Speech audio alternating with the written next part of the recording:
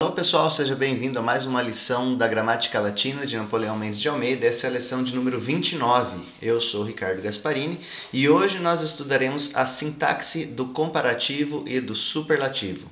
Se você é novo e chegou agora a esse vídeo, não conhece o canal, encontre aí na descrição o link para a playlist com todos os vídeos anteriores, onde você vai poder acompanhar lição por lição da Gramática Latina. Por favor, também curta esse vídeo, se inscreva no canal e espalhe esse vídeo para todos os seus amigos que se interessam por aprender o latim. Hoje, então, como eu já disse, estudaremos na lição de número 29 a sintaxe do comparativo e do superlativo. A sintaxe do comparativo, no número 160, diz Napoleão que até agora já vimos, então, como se flexiona o adjetivo para indicar comparação. Nós vimos nas lições aí anteriores, número 28 e número 27. Notando-se que o tipo de comparativo que vimos corresponde em português ao comparativo de superioridade. Aí o exemplo que nós vimos, que diz: o filho é mais inteligente do que o pai. Como devemos saber, e está lá na gramática metódica da língua portuguesa, pode-se também comparar igualando. Seria, então, o comparativo de igualdade, e diminuindo, que seria o comparativo de inferioridade. Esses dois últimos tipos de comparação veremos depois. Interessa-nos, por hora, o comparativo de superioridade. Então, vamos lá. Comparativo de superioridade, número 161. Vimos no número 138 que tanto podemos comparar um indivíduo com outro, tomando por base de comparação uma única qualidade. Por exemplo, Paulo é mais inteligente do que Pedro. Temos inteligente como a qualidade sendo comparada aqui.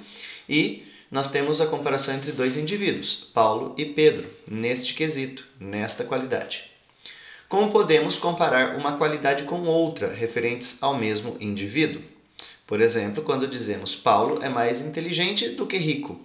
Aqui nós comparamos apenas duas qualidades, inteligente e rico, e apenas um indivíduo, que é o caso de Paulo. Letra A. Quando se comparam indivíduos, isto é, dois termos, o primeiro termo vai para o caso que lhe cabe de acordo com a função. Mas o segundo termo, então nós temos aqui duas possibilidades. 1. Ou se põe no ablativo. 2. Ou se põe no mesmo caso do primeiro, precedido da conjunção comparativa quam. Vejamos os exemplos. Quando dizemos o filho é mais inteligente do que o pai, nós temos o primeiro termo filho, o segundo termo pai, e o grau comparativo dizendo que é mais inteligente. Temos duas opções em latim para escrever essa frase. Primeiro, filius est intelligentior patre, sendo o filho, então, no sujeito nominativo, est, que é o verbo de ligação, intelligentior, que aí nós temos intelligentior como predicativo e ainda comparativo, e patre, que vai a palavra então aqui para o ablativo. Na segunda opção, podemos dizer filius est intelligentior quam pater.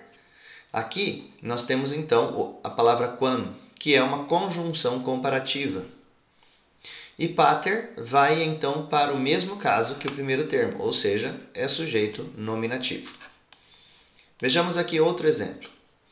Em português, dizemos o burro é mais prudente do que o cavalo. Em latim, temos duas possibilidades.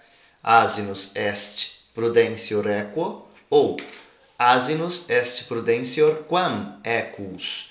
Equo, aqui no ablativo, na primeira opção, e equus. no nominativo, na segunda opção. Precedido, é claro, da conjunção comparativa quam. B. Quando se comparam duas qualidades, declarando-se que no mesmo indivíduo uma existe em maior grau do que outra, nós temos também duas possibilidades. 1. Ou ambos os adjetivos vão para o comparativo, fazendo-se anteceder o segundo de quam, ou ambos ficam no positivo, acrescentando-se à oração a locução magis quam. Vejamos aqui nos exemplos. O filho é mais inteligente do que rico. Comparamos aqui então duas qualidades. Primeira qualidade, inteligente. Segunda qualidade, rico. 1. Primeira opção de tradução para o latim. Filius est intelligentior quam dicior ou divisior. Filius est intelligentior quam dicior ou divisior. Aqui, como vimos, ambos os adjetivos foram para o comparativo, intelligentior, dicior, sendo que o segundo foi então antecedido de quam. Na segunda opção podemos dizer então, filius est magis intelligens quam dives ou dis. Filius est magis intelligens quam dives ou quam dis. Significa a mesma coisa, porém aqui foi escrito apenas de outra maneira. Precedido então intelligence, com a palavra magis, e dives com a palavra quam. Rico traduz-se por dis, ditis ou por dives, divitis. Por isso que tem essas duas possibilidades aí de escrever a palavra rico. Vejamos agora outro exemplo. Em português, dizemos: conselho mais útil do que honesto. Em latim, então, seguindo aquelas duas opções, nós podemos dizer consilium utilius quam honestius. Ou, também podemos dizer consilium magis utile quam honestum. Assim, nós seguimos aqui essas duas possibilidades, né? Tendo a primeira, mais uma vez, né? Com os adjetivos no comparativo e o segundo precedido de quam, e no segundo caso, ambos ficam no positivo, ou seja, no normal. E aí ficam seguidos então de magis, o primeiro, e quam, o segundo. Notas. Primeira nota. A ordem dos termos em latim não é obrigatoriamente igual à portuguesa. O aluno deve ter a máxima atenção com a concordância do adjetivo. Veja, por exemplo, que na última frase dada, consilium utilis quam honestius, os adjetivos estão na forma comparativa neutra, porque se referem a consilium, que é substantivo neutro. Consilium, concilii. Segunda nota. Diz-se em português superior a, inferior a, preferível a. Mas as formas latinas correspondentes constituem-se de adjetivos comparativos. Então, em latim, dizemos superior, inferior, possior. E o complemento segue a regra que acabamos de estudar. Não vá, portanto, atrapalhar-se o aluno com a preposição a dessas construções portuguesas. A realização é preferível à palavra, pois em latim fica res porcior est oratione ou quam oratio, como já vimos na letra A do número 161. Terceira nota.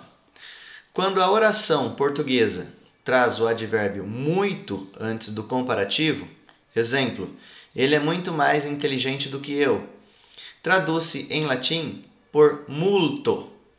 Muito mais inteligente fica então multo intelligentior. Quarta nota. O artigo o, a, os, as de orações comparativas como esta. A casa de Antônio é maior do que a de César. Não se traduz em latim. Em latim ficaria: Domus Antoni maior est quam Caesaris. Pode-se, em tal caso, repetir o substantivo. Domus Antoni maior est quam domus Caesaris. Então, fica a cargo de quem está escrevendo. Quinta nota. Tratando-se de adjetivo que não se flexiona gradualmente, pois há vários que não se flexionam, emprega-se o advérbio madis para o comparativo, coisa já vista no número 151. Usamos então o madis antecedendo essas palavras. Recorre-se também ao madis em caso de eufonia, ou seja, para tornar a frase mais bela. Número 162. Comparativo de inferioridade. No comparativo de inferioridade, o adjetivo não sofre flexão. Forma-se o comparativo de inferioridade, juntando-se o advérbio minus ao adjetivo. O segundo termo segue a regra já conhecida, ou vai para o ablativo, ou fica no mesmo caso do primeiro, antecedido de quam. Então, no português, se dizemos o filho é menos inteligente do que o pai, em latim temos então, da mesma forma que anteriormente, duas opções. Filius minus intelligens est patre, ou filius minus intelligens est quam pater. Vendo que aqui, pater, no primeiro caso foi para o ablativo, no segundo caso ficou, então, seguindo o mesmo caso do primeiro, porém, antecedido de quam. 163. Comparativo de igualdade. Forma-se em latim de várias maneiras, como indicam as diversas traduções da oração. O filho é tão inteligente como o pai. Ou então também poderíamos dizer, o filho é tão inteligente quanto o pai. Fica assim: Filius est non minus intelligens quam pater. Ou Filius est tam intelligens quam pater. Ou Filius est pariter intelligens ac pater. Ou ainda Filius et aeque intelligens ac pater. Ou ainda Filius est aeque intelligens atque pater. Então, há várias maneiras de se escrever o comparativo de igualdade. Número 164. Sintaxe do superlativo. Existem dois tipos de superlativos, como nós já vimos. O absoluto, que eleva a qualidade de uma coisa sem fazer referência a outras coisas, e o relativo, que eleva a qualidade de um ser fazendo relação com outros seres. Vejamos aqui os exemplos. Superlativo absoluto. Pedro é estudiosíssimo. Superlativo relativo. Pedro é o mais estudioso dos colegas. Note bem o aluno que em português o superlativo absoluto é sintético, ao passo que o relativo é obrigatoriamente analítico. Pois bem, em latim o superlativo, quer seja absoluto, quer relativo, traduz-se sempre da maneira que estudamos, isto é, sempre sintético. Inteligentíssimos, por conseguinte, tanto serve para traduzir inteligentíssimo como o mais inteligente. Então, não confundamos. De qualquer maneira, em latim, sempre existe o sintético, não há o superlativo relativo que seja escrito diferente. Sempre analítico. 165. Superlativo relativo. O termo de relação do superlativo relativo, Pedro é o mais inteligente dos irmãos, traduz-se de várias maneiras. Vejamos aqui, então, quais são essas maneiras. Pelo genitivo, Petrus est intelligentissimus fratrum. Aqui, nós tivemos aqui, então, essa palavra fratrum, que está no genitivo. B. Pelo ablativo, com ex Petrus est intelligentissimus ex fratribus, no ablativo. Também no ablativo com E. Petrus est intelligentissimus e fratribus. Também pelo ablativo com D. Petrus est intelligentissimus de fratribus. Ainda pelo acusativo com inter, podemos dizer Petrus est intelligentissimus inter fratres. Notas. Primeira nota. Quando o superlativo relativo funciona como predicativo, pode ir para o gênero do sujeito ou para o sujeito do termo de relação. Exemplo. O Indo é o maior de todos os rios. Podemos dizer Indus est omnium fluminum maximus, gênero de Indus aqui, então está no masculino, ou ainda Indus est omnium fluminum maximum, neutro, porque flumen é neutro. Segunda nota. O adjetivo superlativo seguirá sempre o gênero do termo de relação. Então, nessas situações. A.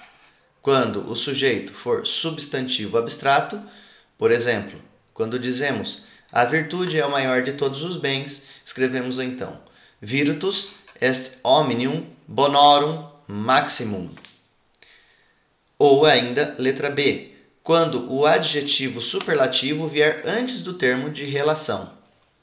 Maximum omnium Italiae fluminum est padus, que significa o pó é o maior de todos os rios da Itália.